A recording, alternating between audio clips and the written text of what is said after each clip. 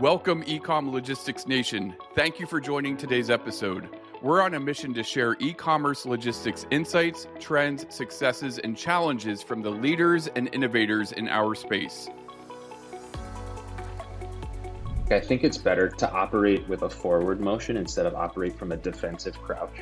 And I think that operating boldly, taking more risk, leaning into opportunity, right? Like seeing what's around the corner, even if it might cost you a little bit, if your hand's going to get burned, that's okay. Welcome, friends, to the eCom Logistics Podcast, and thank you for joining us today. So excited for this episode as Ninad and I are joined by our good friend, Ben Emmrich, co-founder and CEO of Tusk Logistics. Ben has spent his career in the e-commerce and small parcel space with 15 years of experience between Google and Shippo, and somehow in that time, Ben managed to launch his first entrepreneurial venture, Ben's Dry Ice, which he sold in 2016. I had to get that in there, Ben, after 4 years of running his business.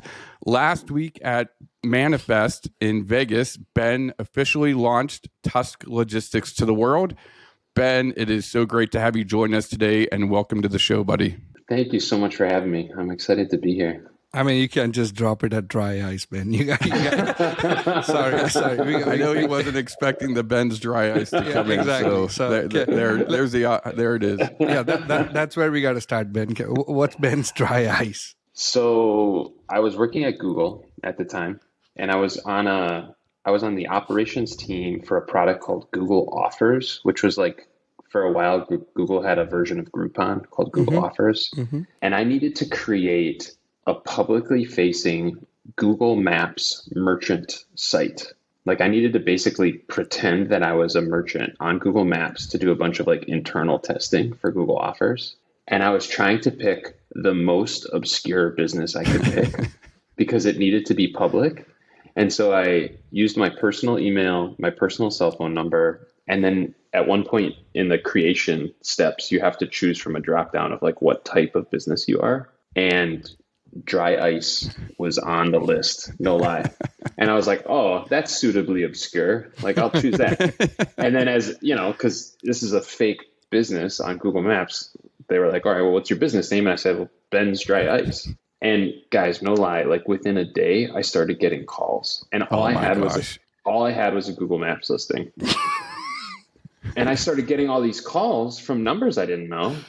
And people would be like, is this Ben's Dry Ice? And I'd be like, oh my God.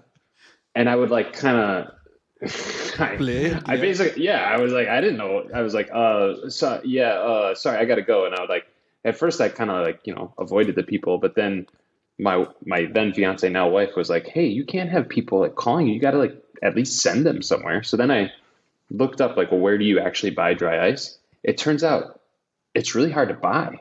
In San Francisco at the time, there was like one grocery store that sold it, and then a welding supply store in like Bayview, Hunters Point, which is like a neighborhood way on the south side of San Francisco. So I would send people there, and then they were like, well, can't you just deliver it to me? And then finally one day I was like a Friday, and I was about to get off work, and someone called, and they're like, can't you deliver it? And I was like, you know what? Yeah, I can deliver it to you. And they're just like, well, how much is it? And I said, because I knew what the grocery store sold it for, and they sold it for like $2.50 a pound. And I said, it's $8 a pound. I just like picked a number out of my hat. And they said, okay, can I pay you by credit card? I said, no, I'm a cash only operation. So I was basically like a illicit Dry Ice dealer for cash. And what I would do, I didn't have a car at the time. So I would rent a zip car, drive to the Lucky's grocery store on Masonic Avenue in San Francisco, buy Dry Ice, then drive it to the person, get cash, then return my zip car, and then go home on the bus. And it was like, I did that for a couple of months, and then one thing led to another, and I got a wholesaler, and I eventually got a warehouse and a team of drivers, and it became a real business. And yeah, I ran it for Dry Ice. I ran it for 4 years, and then it is now in the very capable hands of a guy named Kevin, who I sold it to, and he continues to run it. And I just synced with Kevin, and Ben's Dry Ice now does over $1 million a year. Oh my gosh. That is Dude, that is amazing, man. amazing. This I is love too it, funny, Ben. man. This I love it. The hustle has never stopped. Has always been there. You know what what this reminds me of, and before we kind of dive into like all the conversations, is there's this other story. I don't know if I've discussed this previously or not, but you had to create a Google business because you were working on and validating or testing something that you needed to do for Google, right? Mm-hmm. So when I was with FedEx, at one point we needed to work on creating integrations into Amazon. So I asked my system architect, like, we need to build into FBA and figure it out, how to connect a warehouse management system to FBA and make all the API calls, etc. So my architect goes and researches, and in the research, he creates a seller account and then starts arbitraging products. This guy comes, again, I don't know the precise time, but like 6 months, 8 months later, he comes in and goes, Nina, do you remember that research I did? Yeah, I just crossed $1 million mark in revenue.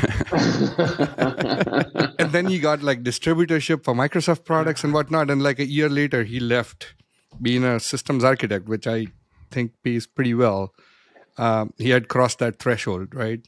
And I reached out a couple of years ago, and he's still doing it. And he's a big seller on Amazon's platform and other platforms. So accidental businesses, brother. Yeah, That's right. accidental businesses, and also like there's a lot of ways to make money out there. You know, Yeah. like you just have to kind of like find your groove, find your niche, like find a set of customers that are being underserved, and Ben's Dry Ice. That's right. Ben's Dry Ice. I love it. Dry Ice. And I think maybe just, for our audience too, as we've been talking about, the three of us actually got to know each other when you were at Google, like you had just mentioned, and we were at FedEx Supply Chain, and we were working on an e-commerce fulfillment and small parcel transportation strategic initiative together. So, we've had the privilege of knowing you for a long time. Some great times during the last several years, but wanted to have you kind of beyond the Ben's Dry Ice story, kind of have you share your journey and story with the audience, and basically, you had an aha moment for Dry Ice, but what was the aha moment for starting, Tusk, which again, like I mentioned, you launched last week at Manifest? My aha moment, quite honestly, was a moment that I had when I was working at Shippo, where we were at Shippo, which is a shipping platform for small and medium businesses. Like think of Shopify stores that are starting out can go and download the Shippo app, and that's how they access labels and discounted rates. A really good program, really good team. I was on that team, and my responsibility was to lead BD specifically for leading partnerships with parcel carriers. And what I realized was that the ecosystem that we operated within was highly dependent on the legacy national parcel carriers, the FedExes, the UPSs, the Postals. And at the same time, I could recognize and was doing some deals with regional parcel carriers. So these are the carriers that cover a city, a state, or a group of states. So there's regionals across the US. And in total, there's like 1,000 people you could consider regional carriers. Really, there's like 20 to 30 big ones. And I was recognizing that these regionals gave an incredible value. The cost was low. The service was great. The speed was faster than the legacy guys. But they were very hard to access at scale. And amidst all of this, I was realizing like, oh my gosh, there's a huge opportunity here to be a single conduit for technical, commercial, and operational access to these regionals. And quite honestly, like for a variety of reasons, all of which are legit, like Shippo, who was my employer at the time, as well as others in the space, like didn't emphasize the regionals as much. And so I made the call that leaving Shippo to start Tusk was the next thing that I wanted to do.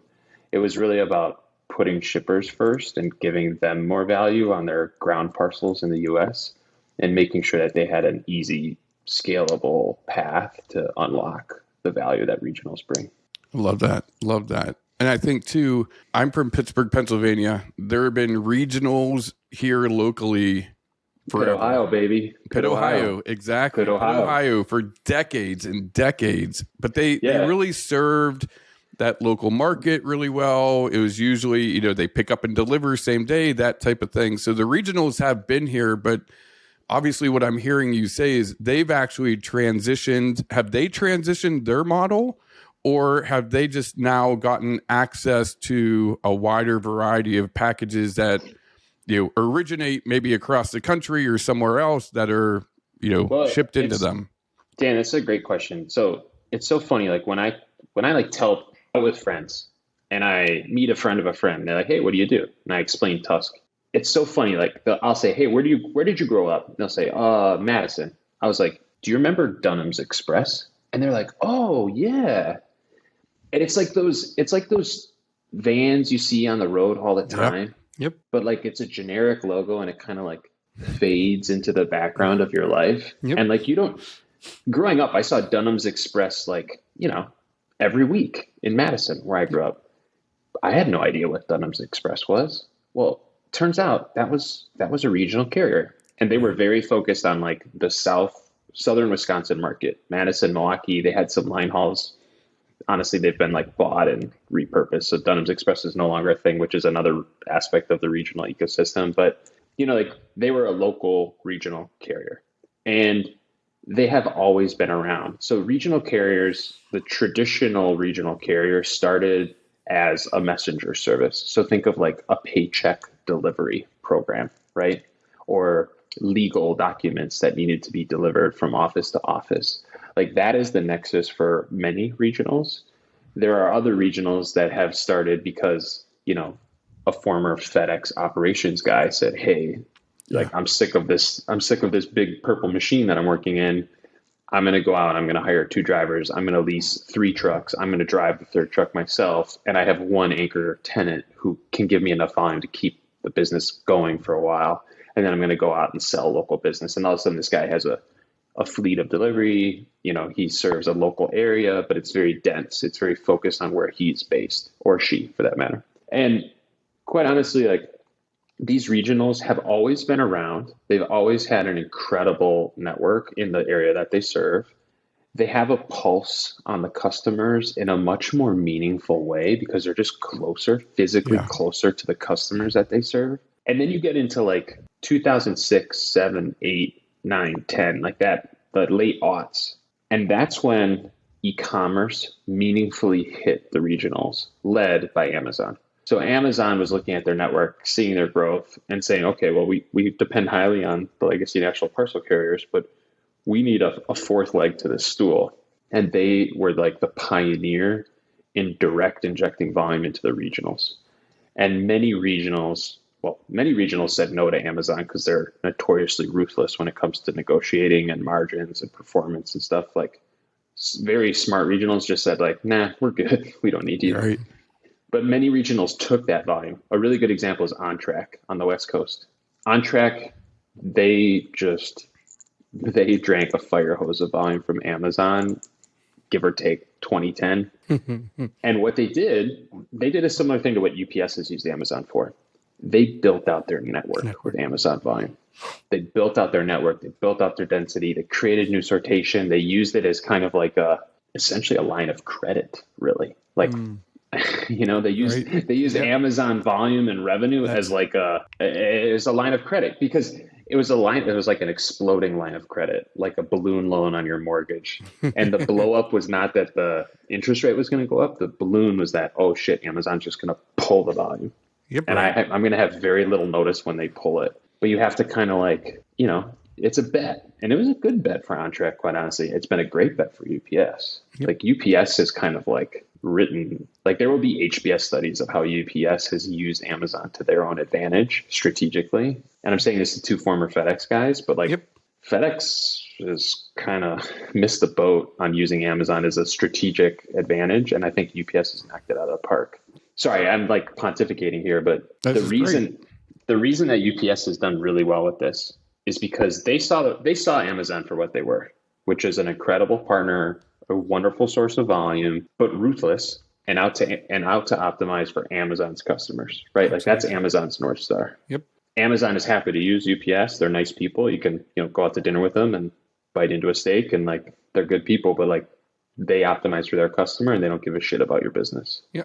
Recognizing that, UPS said, okay, we are strategically going to take tons of Amazon volume, as much as we can get. At one point, it was like, correct me if I'm wrong, like 14, 15% of their volume, give or take. Right. Yeah. And they took that and they said, okay, we're going to build out our ground delivery network. We're going to like lease the best trucks, get Teamster drivers to drive those trucks. Our routes are going to be denser. We're going to be able to drive more efficiency. But at the same time, we're going to strategically invest over the long term in backfilling Amazon volume, which is very high volume, low margin, with volume from SMBs, which is very low volume, high margin. So they built the DAP program, the Digital Access Program. That's right. Yeah. And I just saw a post from Kevin Warren, their CMO, on LinkedIn. That program does $2.3 billion in 2022. Wow. $2.3 billion. And now Carol Tomei just had earnings last week. And SMB volume is something like 25% of UPS's overall margin. Yep. Like they saw what was going to happen. Yeah. They needed to de-risk their dependence on Amazon, but they used Amazon to like help them foundationally on their operation and backfill it with SMB volume. And now they're just like, they're going to blow the lid off the thing. But it's this is what, you kind of look back at things. So we were at FedEx, mid 2010s, right? And you kind of get to hear the chatter and see the strategic direction you're taking. And I think it's all strategic bets, right? So I can tell you FedEx's position at that point was, listen, we don't want to be beholden to Amazon. And we don't want, it's not just Amazon. Even their larger client base like Walmart or whatnot, right? We never want a single customer to represent more than a single digit percentage of our total revenue, which I think is a very strategic move. And you look at UPS, right? Like that bet paid off is because they were able to design it, but also replace that volume as the volume started shrinking back as Amazon starts building Amazon logistics, right? It's all timing, right? It's also like the exact same story as the regionals that got involved that actually, took advantage of that infrastructure build opportunity that comes from the volume that they got. So, I would say like FedEx, you're right. They made a strategic decision. And quite honestly, in the moment, like I remember being with you guys in Indianapolis for that site visit. And that was right when Fred Smith had said like, hey, we're going to like cap Amazon. Mm-hmm. Yeah. And I remember thinking to myself like, man, that might be a good idea. Like it's risky what UPS is doing. And so like, it was a totally legitimate decision. The lesson I take away from this personally, like now that I'm in charge of a team, I think it's better to be bolder. Like I think it's better to operate with a forward motion instead of operate from a defensive crouch. And I think that operating boldly, taking more risk, leaning into opportunity, right? Like seeing what's around the corner, even if it might cost you a little bit, if your hand's going to get burned, that's okay. Yeah. Like my lesson is UPS made the right call in hindsight, but they made the right call because they were like courageous and they were bold. And honestly, the regionals as an ecosystem, they were also courageous in that situation. Yeah. Like they took the volume, they used it for what it was.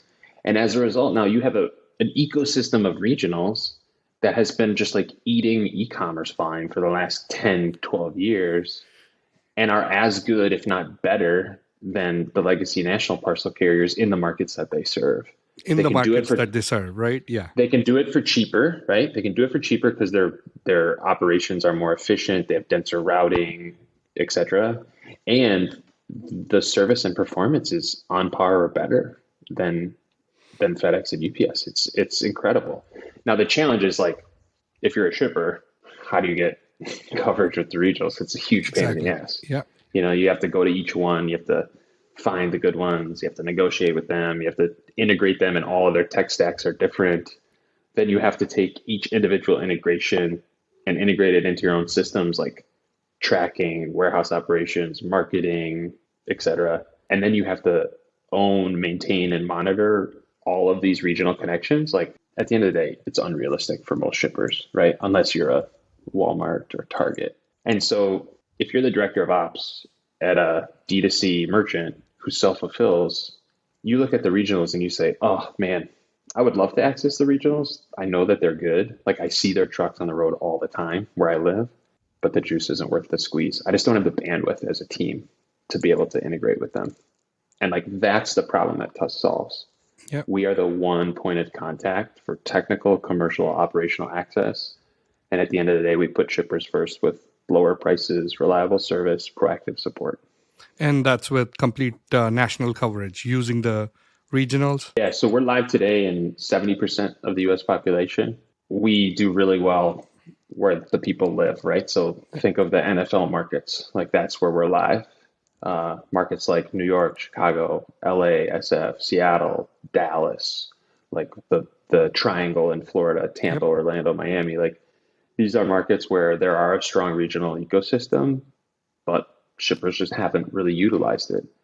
This is also like the right time to be building this because FedEx and UPS are just hammering their shippers with increases. Yeah, so that's kind of my next question, right? So now you have all of these increases coming on one side, and we keep hearing about carrier diversification, right? Like you need to start carrier diversifying, right? Like, so I have an issue with this. Yeah, talk to me. Carrier diversification is 100% the correct way, and I say that selfishly to be blunt. But I feel like our industry we are too much of a professorial industry where experts tell an operator what they should do. Like, hey, you should diversify, or hey, you should look at utilizing a low price, low speed service like Parcel Select, or you should optimize your pick and pack to take advantage of labor efficiencies. Like you could.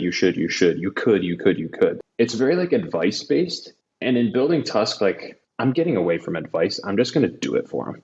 I'm just going to friggin' do it for them. Exactly. Diversification also, like if you are going to slow roll this entire thing, right? Like, oh, I'm diversifying. There is your earned discounts with the nationals because you're slowly going into regionals, etc. Right? Like you need a national footprint because otherwise, with the cost increases and anything that you gain by going to regional, you're going to end up losing by still relying on the nationals, with you losing your earned discount as well as you. So yeah, no, you're absolutely right, Ninad. Like we get this question all the time. I actually got it yesterday from a shipper. They're like, well, Ben, what happens when our volume tiers, we need to balance those out? The answer is like we just sit with their teams and we actually just look at their current volume and their growth, and together we calculate like, okay, at what point do you unlock which tier from your national provider? Let's get you to that best tier, and then the rest is gravy. So the rest you can send via people like me. Now, it's important to say the reason we can do that is because we charge people differently. Yeah. So we charge a monthly platform fee to every one of our shippers. Right. So this is a percentage. So you're of the not arbitraging on top, right? Like it's like I'm gonna get rates from here, and I'm gonna bury all of this, or I'll consolidate all of these rates and go. I'm gonna now give you a discount over a regional, but in reality, your discount's like 70%. So technically speaking, in a model of that nature, you would be able to. The more volume you push through your network, the more discounting ends up happening for the customers, right? Think of it like Costco. You pay a Costco membership every year. Right. You can buy a rotisserie chicken for $4.85. Yeah, that's right. It's $4.85 in Chicago. It's $4.85 for Dan in Pittsburgh. It's $4.85 for you in Canada. Like it's $4.85. Yep. Well, actually, like in Canada, it'd be like $7. It'd be like $7 in Canadian dollars. Yeah. But like Costco can give you that chicken at essentially a break even. Well, technically, separate story about Costco. Yeah. They lose money on the chicken, but that. They completely vertically own that supply chain of the chicken. So, they own their own chicken supply chain. They also own their own hot dog factory in Tracy, California. A whole hot dog factory that just produces for Costco. It's the coolest thing. Yeah. But we charge a monthly platform fee. That monthly platform fee, that is our net rev. That's where Tusk makes its money. We also do mark up the labels slightly because we need to be able to do a couple of important things. Selfishly, we have to cover our operating costs. Absolutely. Right? So if a shipper goes from 100 to 1,000 to 10,000 labels, we have to have some kind of coverage mechanism that scales with volume. But we also use that markup to cover really painful fees like fuel and residential surcharges. Oh, yeah. So we offer a loaded rate into the market, right? And we essentially, because we have a monthly platform fee, we are incentivized to keep label costs as low as possible. Yeah. And this is like very simple, but very revolutionary in the shipping ecosystem in the US today. Like Yep. for a provider to be incentivized to keep costs low, it's absurd that that's as innovative as it is, but like it's incredibly I innovative. agree. Everybody else makes more money when the labels go up because they all have their hands in each other's pockets, taking margin off of that top value. Like when you pay $10 for a party mail label on a platform, there are slices of that $10 that are not going to the postal service, right? Absolutely. Well, maybe Ben, I want to go back to your example of a direct-to-consumer brand that self-fulfills and the DC of operations, right? He or she is like struggling with how to figure it out. Aside from the struggling how to figure it out, a lot of conversations I've had with brands, retailers, even 3PLs is they have a fear of like, I don't think I have enough volume. Like I don't have 75 or 100 packages going into the state of New York every day. So if I don't have this like if I don't have packages that are going into areas in high density, I don't think regionals are a good solution for me, or I'm not ready for them yet. So maybe this might be a little 101, but I think it'd be very helpful for people to understand, like, is there a threshold? Is there kind of a basement number that people should, if they're at X orders per day, it's the right time to at least be having conversations and exploring what the regionals can do for them. We do best with anyone that has an overall volume of 100 parcels per day or more out of one facility. On average, Tusk pulls 20 to 30% of the volume. So with like the lowest volume shippers for Tusk, we usually pull out 20 to 30 parcels per day. And that's lower than I would have thought. Yeah, that's much pretty lower than I would have thought. And that's not into a single regional, right? So to answer your question, it's lower than people think, which is a big unlock. And from a regional perspective, even if you're individually looking at going to a regional, that would be kind of the threshold that you should be looking at, right? Of course, approach Tusk, but like if you are very regional as a provider and you can build a singular relationship with a regional. So from what would be your advice as you approach the regionals? Like, don't have fear if you got 100 parcels a day or if it's maybe 20 parcels a day. Well, first of all, putting Tusk completely aside, regional carriers in the United States are incredible partners. They do right by their shippers. And I would encourage every shipper out there to call a regional. I mean, call me first, but if my phone line is busy, call a regional directly. The reason being is the regionals are, because their op is smaller, their operation is often more flexible. So for example, if you have 25 pieces bound for a regional's footprint, that regional is in your neighborhood every day, well, they might give you a discounted pickup fee or waive your pickup fee because they already have trucks on your block. Like, why not? Like for the regional, it's like 25 extra pieces in their network and they already have the truck on your block. Like, why wouldn't they do it? The reason for that is like 110 years ago when UPS was founded or whenever it was, they explicitly said, like, we do not do local delivery. If you want to do local delivery, go to these messenger services, right? We don't do local delivery. Well, they do local delivery. They just don't want to pass the benefit of that lower operating cost onto their shippers. Like it's just a margin play. Okay. And by the way, it's their right to do so, right? Like that's how the ecosystem has been built. Like this is something that people acknowledge is the case. Like whatever, like people still, there's a lot more volume that rolls on UPS than Tusk, let me tell you. Like there's a reason people still use them. But like this is a really key area of differentiation for Tusk. So Ben, what do you expect the nationals to do now? How do you see the future of the nationals? Based on what I heard from you right now, as well as last week when we were at Manifest, you had the American Eagle or Quiet Logistics kind of make the announcement. There's now going to be 20 national networks, right? Don't know what that means. That's going to be something at the end of this month that expect an announcement from Quiet, which it seems like they are going to be utilizing regionals with what Tusk is doing, what's being expected in the market. And it almost feels like every other week, or at least, in 2022 and 2021, you would turn around and there was a new company that was, popping up out in the industry, trying to do something either in the first mile, middle mile, last mile, or the entire value chain. Where do you see the nationals kind of play? What strategic role do they play as all of this evolves in the market? And I mean, there's more competition, period. The national parcel carriers have incredible operations run by like really smart people. Like they're not going anywhere. Yeah. And to be quite honest, I feel like the existence of Tusk and others that drive value to shippers. I mean, you mentioned Quiet, like they do an incredible job. I think too, like, Quiet's a great example. Like the more competition, the better. Like let us get into the market and let us earn it on our own merits, Yeah. Like whoever can do it for the best value with the most reliable service and support, like they'll win over time. And at the end of the day, the shipper wins. And that's our goal. It's amazing. Love it. Love it. Maybe on that note, Ben, first want to just thank you so much for taking the time out of your busy schedule to spend with us. This has been thank you for having me. Educational and awesome. Yeah, thank you. Yeah, I so appreciate you guys. Like your partnership and your support, like when I was at Shippo, when I was at Google, when I was starting Tusk. I mean, you guys are just the best. So thank you.